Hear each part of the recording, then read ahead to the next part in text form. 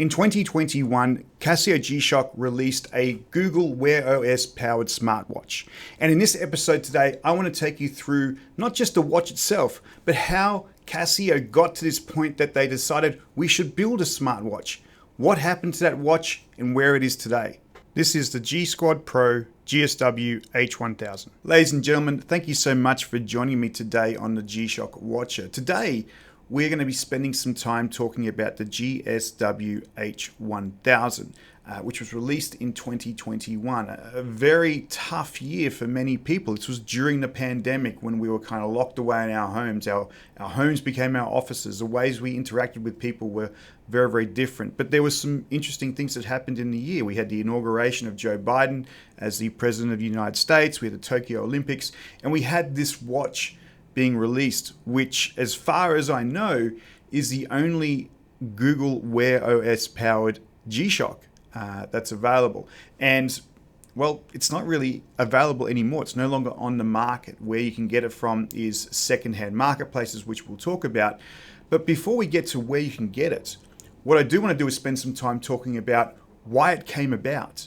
There's a really interesting history about Casio's thought process around the smartwatch, where they wanted to go ahead and actually take it. And so to do that, we're going to go on a bit of a journey, a bit of an investigation. We're going to look at the financial reports, the statements that are actually made, so you get an interesting background behind why this watch was actually developed and where they wanted to take it to.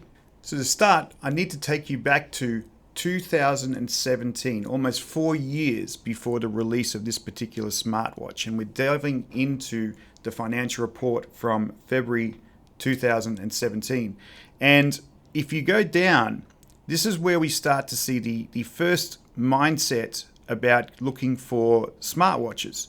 Now, what's interesting is that this was not necessarily a G-Shock smartwatch. It was a ProTrek smartwatch. And ProTrek was going to be the foundational platform for smartwatch technology with Casio. And what they said in this report was that they were going to launch a new smart outdoor watch with GPS, the ProTrek Smart, to be launched early next fiscal year. The new smartwatch can be used independently without smartphone connection in remote outdoor locations thanks to embedded GPS. So this was where you start to hear the terminology of the smartwatch coming into Casio's language in terms of their financial reports and what they wanted to go and do. And so this was their commitment moving forward.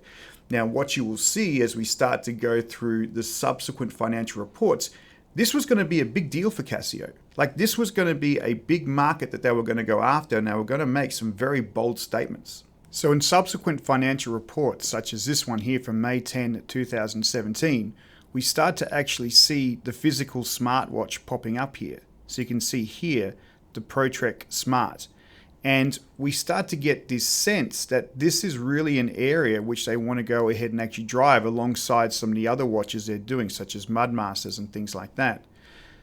After that, we keep seeing the watch coming up over and over again. And there's some bold conversations about how big this business could be. In fact, coming over here to the year February 1st, 2018, there's the comment here that they believe that this is going to take away share, not just from the watch market, but even from smartphone manufacturers like Apple and Android. The ProTrek Smart is to expand its user base from individuals to large corporations by taking a differentiation strategy of map to arms. The product has the potential to take away share from major smartphone makers. Now, this is the interesting thing, right? They're actually looking at this as being a fairly ruggedized watch. And if you look at this particular report, they're actually going from user individuals to corporations. So what they want to do is start doing an enterprise type engagement with this particular watch. It's not so much about going one by one, B to C, business to consumer.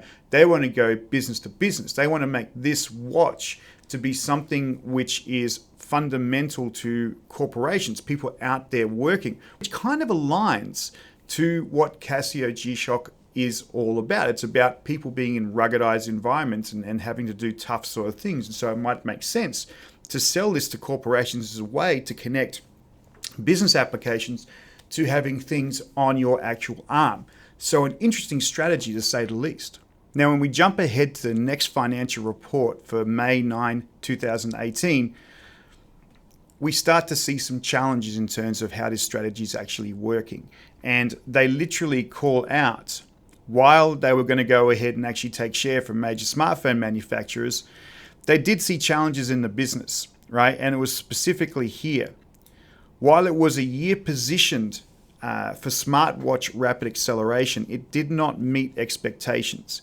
Meanwhile, positive signs have started to appear, such as B2B business talks and strong domestic sales. So, as I sort of said, they were going after a B2B market, not necessarily a B2C market. They thought that they could do something uniquely different, get into enterprise organizations and actually offer compute power on the watch, which doesn't sound like such a crazy strategy. We've seen many corporations do that over the years, but they kind of felt challenged in this particular situation. The results were not strong. But jump ahead, another report to August 1st, 2018, the business wasn't going to stop here. They were not going to let this business fail.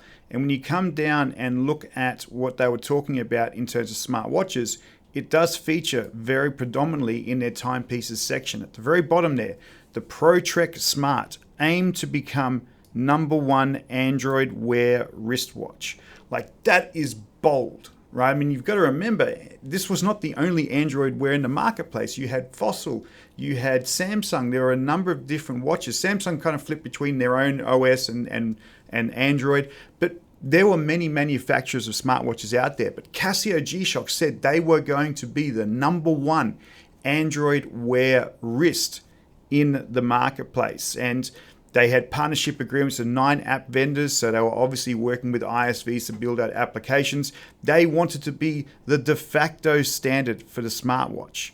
And they were still going to go through and drive the B2B sales negotiations. So we still at this point haven't given up on the actual smartwatches ProTrek. ProTrek was still going to be the foundational brand for smartwatch technology inside Casio. So we jump ahead one more time to November 6, 2018 to this results briefing. And as we go down to dig into the information about timepieces, we really start to see the smartwatches becoming a part of their strategy. So here in this section, you can see them talking about how we start to think about splitting up different parts of the G-Shock business, not essentially breaking them up, but looking at the strategies between each one. And what you see here is the smartwatch segment starts to feature pretty boldly.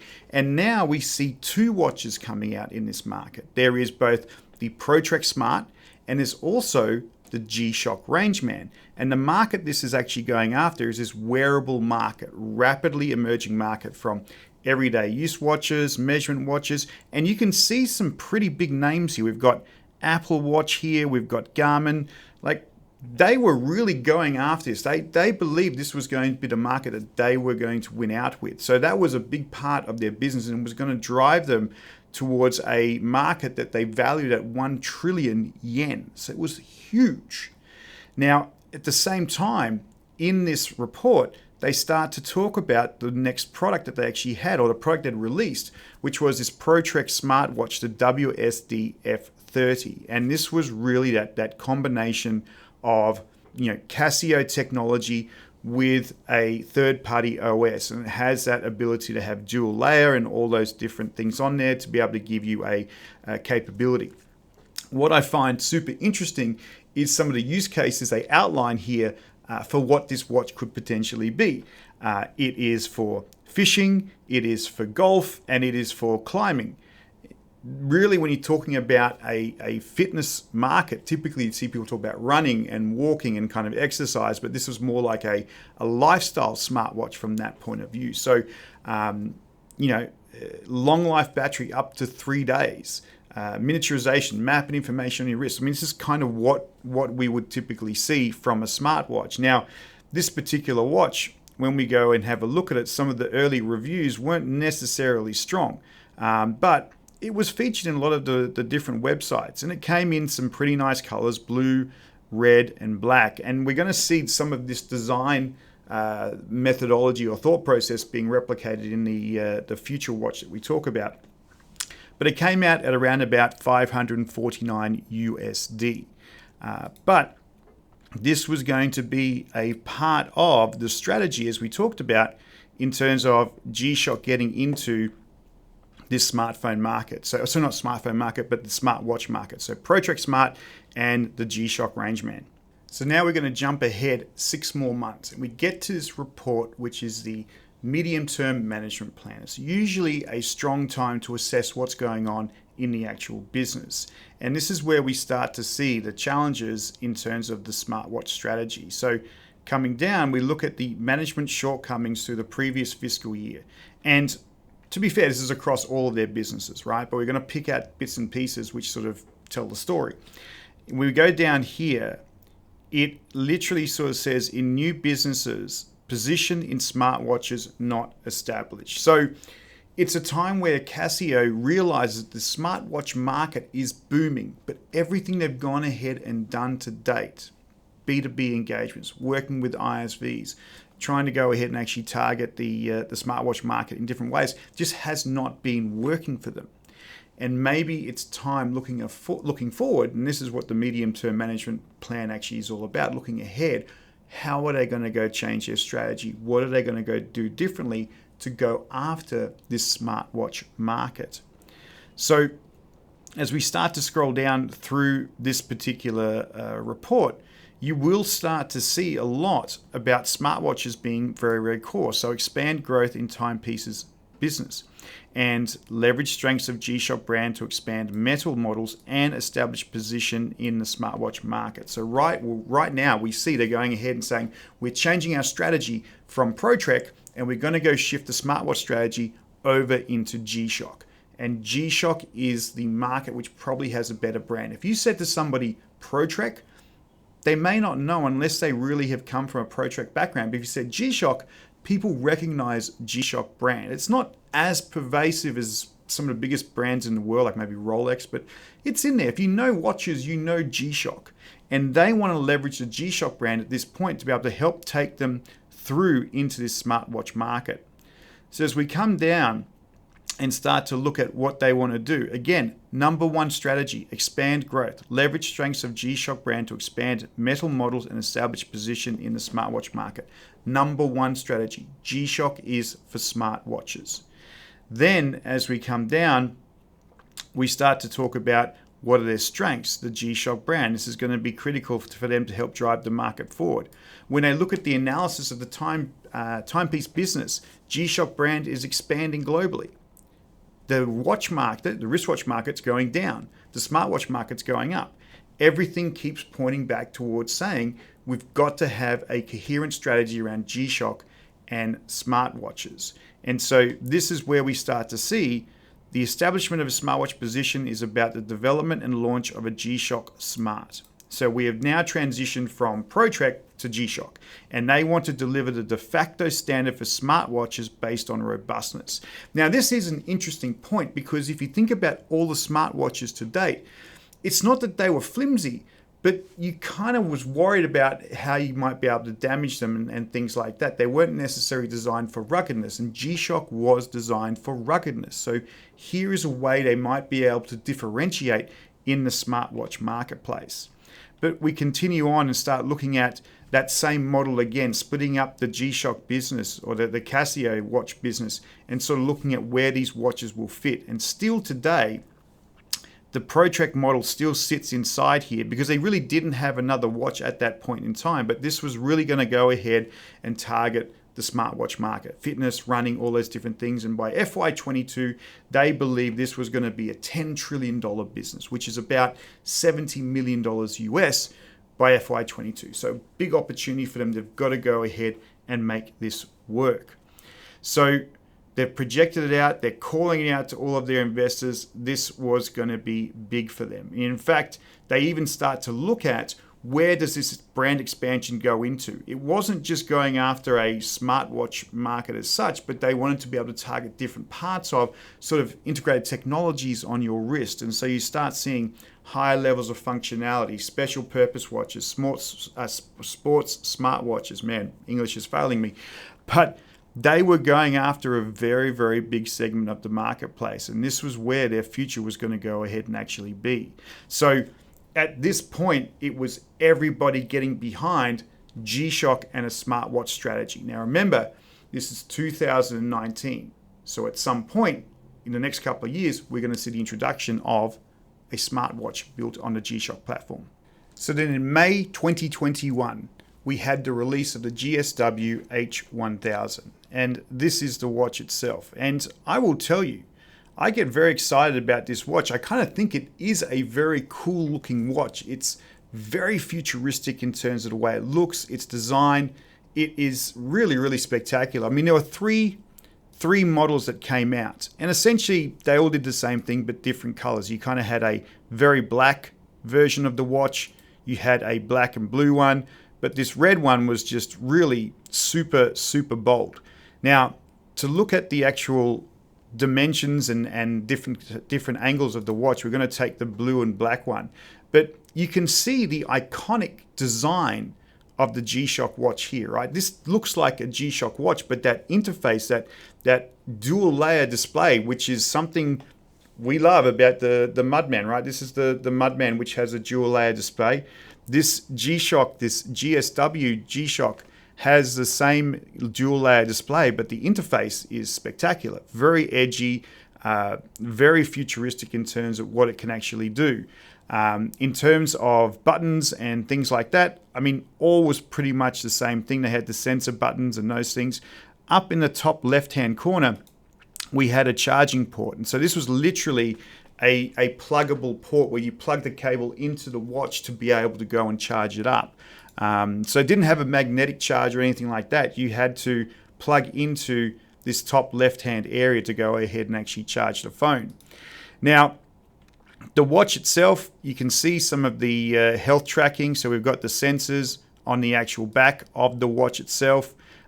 You've got the dual layer display on the actual watch as well, so you can have multi-layered functionality for the watch. And if we go down and look at the dimensions, it's a fairly chunky watch. It's 103 grams. Now, in terms of comparison, I had a look at a lot of different watches, and I thought the Mudmaster might be a watch which would be as big, but this is actually bigger than the Mudmaster itself. So if we look at this, it has a height of 65.6, a width of 56.3, and a thickness of 19.5 millimeters. Now, in comparison, if you take something like the Rangeman, which interesting enough was part of that G Smart strategy, that Rangeman is kind of in that same sort of dimensions, right? So 60.3 as a height, so it was actually shorter than the G Shock smartwatch. 57.7 width, so it was wider than the Android watch, and then 19.5. This was actually thicker than the actual Android Wear watch. So this is kind of getting into that sort of chunky space. The other one was the Frogman, and this is a Frogman I own. And if we look at this one, 56.7 in terms of height, 65.6, so a little bit smaller there, or a lot smaller. 53.3 from a width, this is 56.3, and then from a depth or a thickness, it's about the same sort of size as well. So, you know, this is a big boy watch. Now, in terms of features and capabilities, it has a lot of the things which we expect from G Shock, so water resistance, altimeter, barometer, compass. It has GPS in there because we're looking at a smartwatch, heart rate monitor, step tracker, all of the information's about moon, tide, sunrise, sunset, and a lot of this is delivered through the WearOS. So it's a fairly functional watch. Like, I mean, as a smartwatch, you've got WearOS, you've got that robustness. I kind of feel that G Shock had met all of its design criteria to be the robust and rugged smartwatch that it wanted to go out and actually be. The battery life was around about 1.5 days. The Project One previously, they would sort of talk about 3 days. This was 1.5 days. And obviously with lots of usage, the battery life would sort of get used more. They do state that you could have 30 days of use. And that was if you really turned off all of the features and underlying WearOS and just used the timekeeping part of it, which was part of that dual layer display. But it was a very, very interesting watch. And so this was the watch that they were going to take to market. And I think people were excited about it. Now, the watch itself had some really cool features. Like, there was this ability to have sensor overlays in terms of the images and video you took with your smartphone. So on the GSW-H1000, you could literally record somebody from your phone who was doing stunts or doing whatever, and the information from the smartwatch would actually go to the smartphone, and you could integrate those things together. Your statistics would be overlaid on top of the video you were going and creating, and it kind of gave you that ability to bring data together to the media you were creating. What was interesting about this one, if you go and track this video down and look at the person on the bike which they're recording, that person's actually not even wearing the watch, so it was a bit of a marketing faux pas. But the intention was very, very cool. In fact, the marketing was big for this. Like, there was some real lifestyle things that people were going and focusing on. So if we look at some of the marketing, this is the video, or one of 3 videos where they sort of showcase people using this particular watch to be able to actually help them sort of improve what they were doing. So we had snowboarding, we had mountain biking, we had fishing. And if you remember, when we talked about some of the features of that Pro Trek model, fishing was one of the ones there, and that got continued on into the Casio G Shock WearOS watch, the GSW-H1000. You could go ahead and actually track your fishing. And so there were all of these different types of marketing campaigns that were coming out to support this particular watch. This was the watch of the future. Now, jumping back into our financial reports in August 3rd, 2021, which was after the release of this particular smartwatch, we do see that this watch is being showcased as one of their key watches that they were launching. So we can see here the G Squad Pro GSW-H1000 WearOS powered by Google. So this was a big enough deal. You would actually put it in the financial reports. I mean, they had been talking about this for a long-term time as part of their strategy and midterm management, but it's here now, and they really go ahead and focus on this particular space. And so they're saying, hey, sales of the G Squad Pro GSW-H1000 featuring functions for multiple sports, and the G Squad GBD H1000, which is ideal for training, remain strong in all regions. So these watches, as part of their G Smart strategy, they are seeing the numbers are actually coming through and everything's going great. So there's a positive sign that this is a good watch to be a part of their overall strategy. Now, when we jump ahead to November 2021, the watch still features as part of the strategy. It's been out for a couple of months, but it doesn't necessarily have the big sort of presence that it used to have. In fact, we have to drill back down into the strategy pages to get information about what's actually going on. And so we're in this space where we talk about timepieces business, we've got the sports and health market, and we see the G Squad Pro GSW-H1000 still listed. But we also have the GBD watches in there as well. And what Casio's talking about here is sort of focusing on this design methodology, which still makes sense. Like, you can still have a great Android smartwatch. But in this, it says they want to facilitate the connection of workout data to other companies' applications such as Apple Healthcare and Google Fit, which makes sense. You want to bring it in as part of the ecosystem and connectivity for people's lifestyles. But my question would come down to, do you actually need a smartwatch to do that? In fact, there's many watches that are out there which don't necessarily need a smart OS, but they can still go and share their data through Bluetooth and other types of systems. And so there seems to be less of a focus in terms of what a smartwatch is really needed for Casio. Like, they can get the information from the watches. They've got watches that have health tracking information. Maybe they just need to be able to make it part of a connected ecosystem. So while the watch is still featured in those plans, it's not necessarily really highlighted as part of the smartwatch strategy. And then if we go ahead and jump through another financial report to February 2nd, 2022, this particular watch is kind of all but gone. And until we go down to the strategy here, we look at the timepieces business, they do talk about the health and sports market again, and the only watch which is featured at this point is the G Squad GBD H1000 over here on the right hand side. So at this point, the GSW H1000 is kind of quietly forgotten about, and in fact the shift has moved away from talking about smartwatches, but then focused merely about the health and fitness areas. So I guess the question you need to ask is, what went wrong?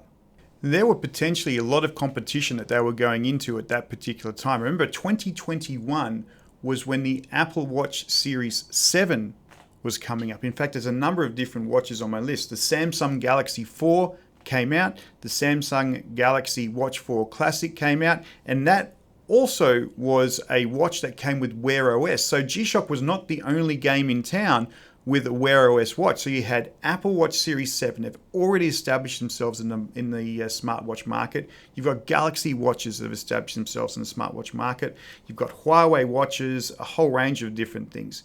In addition to that, this was also the time when Google was also making the acquisition of Fitbit. And they were going on their smartwatch strategy, and you kind of had pixels.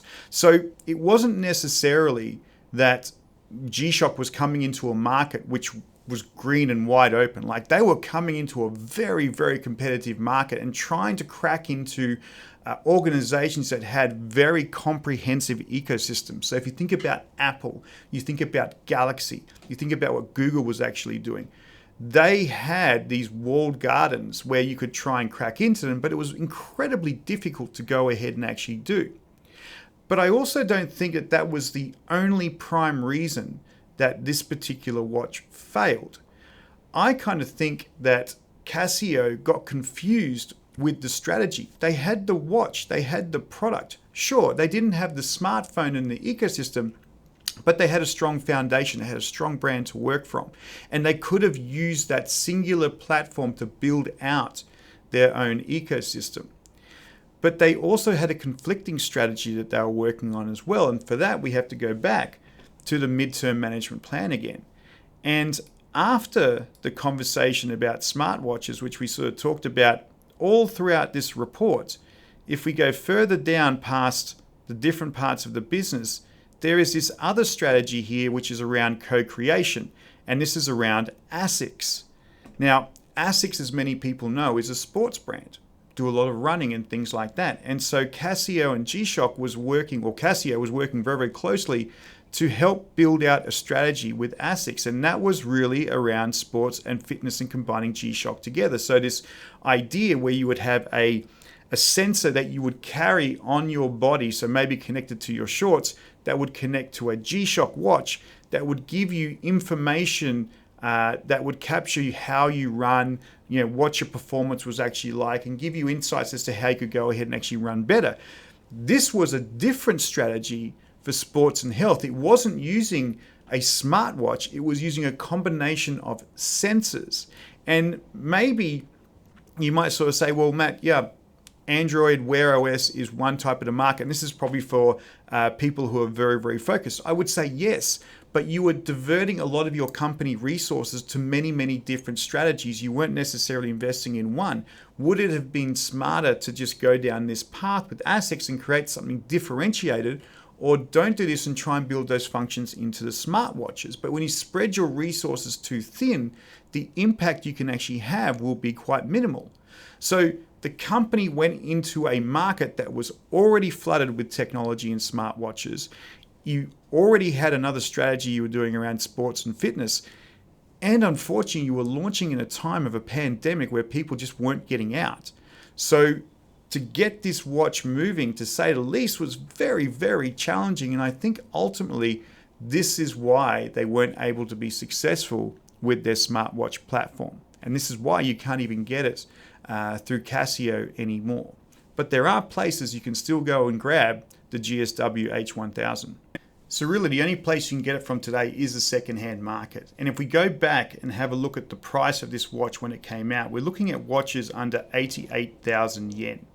And so places like Buy, eBay are still locations you can actually find this watch. So from a Buy point of view, we can actually see these watches up there. There's quite a few of them, right? And they go for around about half the price of what you would actually see at retail. I mean, and it makes a lot of sense, right? I mean, that continual development of WearOS on G-Shock may not be continued, right? So the price is about half of what they came out at retail. And it makes me kind of want to look at getting one myself and seeing where it is today. And maybe that's a future video we need to go ahead and do.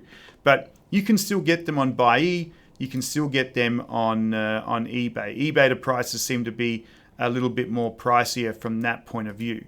But there is no more retail market for the GSW-H1000 for all of its greatness. I mean, you look at this watch, as I sort of say, this is a very cool looking watch. It does look futuristic and it does have the G Shock caliber of toughness to it. Would it work better in today's market? Probably not. We are still living in a market which is dominated by some big brands. I mean, I use a Apple Watch